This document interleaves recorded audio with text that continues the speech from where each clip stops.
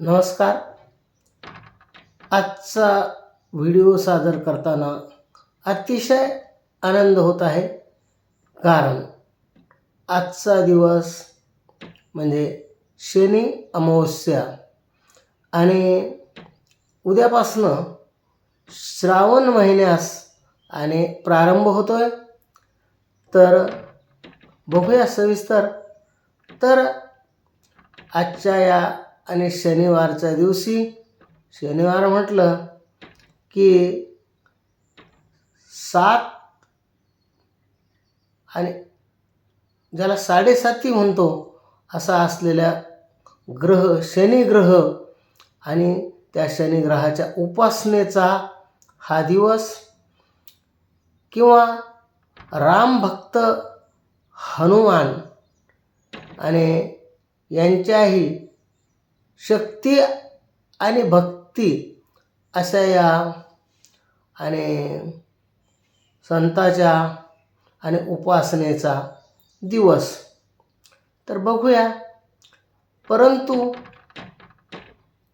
एकंदरीत काही माझ्या मित्रांनी या आणि अमावस्येला की गटार अमावस्या असं संबोधतात, परंतु मी माफी मागून सांगेल की ही लक्ष्मी पूजनाची किंवा ग्रामीण भागामध्ये श्री दिवे वगैरे सर्व घासून किंवा श्री लक्ष्मी देवीची आणि यात्रा या दिवशी आणि देवीला नैवेद्य दाखवून यात्रा साजरी केली जाते. असा या पवित्र दिवस. आणि म्हणून होतं काय की जे माझे कोणी मद्यप्राशन करणारे किंवा अखाद्य म्हणजे मांसभक्षण करणारे मित्र आणि 11 महिने सर्व गोष्टी ज्यांना चालतात, परंतु आणि आजचा शेवटचा दिवस खूप पिऊन किंवा खाऊन घेण्याचा मानतात आणि उद्यापासनं मात्र श्रावण मास असा आणि करकरीत पाळतात. नवे कोणी शनिवार, कोणी सोमवार एवढ्यावरच थांबत नाही, तर काही महाभाग तर पूर्ण महिनाभर आणि उपवास करतात. चांगली गोष्ट आहे. परंतु मी या ठिकाणी एवढंच सांगेन की नुसता श्रावण मासच पवित्र मानून बाकीचे 11 मास काय अपवित्र आहेत काय?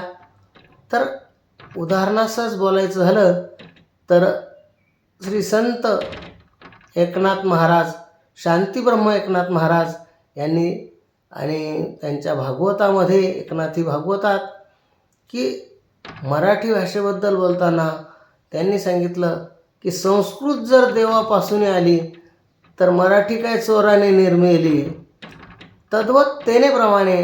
आणि हा जो उत्तम पवित्र मास तर आहे यात शंकाच नाही, परंतु बाकीचे उर्वरित 11 महिने 11 माससुद्धा, कारण असा कुठलाही क्षण नाही की तो आपल्या मानण्यावर आहे. वास्तविक पाहता सर्व तिथी, सर्व दिवस, सर्व महिने हे पवित्रच असतात. फक्त तो आपण मानण्यावर अवलंबून आहे. आणि म्हणून श्रावण पाळणं ही तर चांगलीच बाब आहे, किंवा आषाढातली एकादशी धरणं अतिउत्तम, कारण की मोक्षप्राप्तीचं साधन. परंतु मी म्हणतो, आणि आपल्या या शरीराच्या क्लिनिंगसाठी म्हणजे वैज्ञानिकदृष्ट्या जरी आपण बघितलं तरीसुद्धा आणि 15 दिवसातून किंवा आठवड्यातून आणि एक उपवास केला तरी तो आरोग्याच्या दृष्टीनं चांगली गोष्ट असते.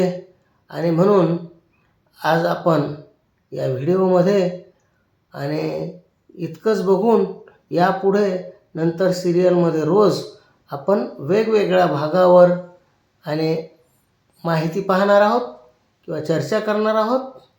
नमस्कार. धन्यवाद.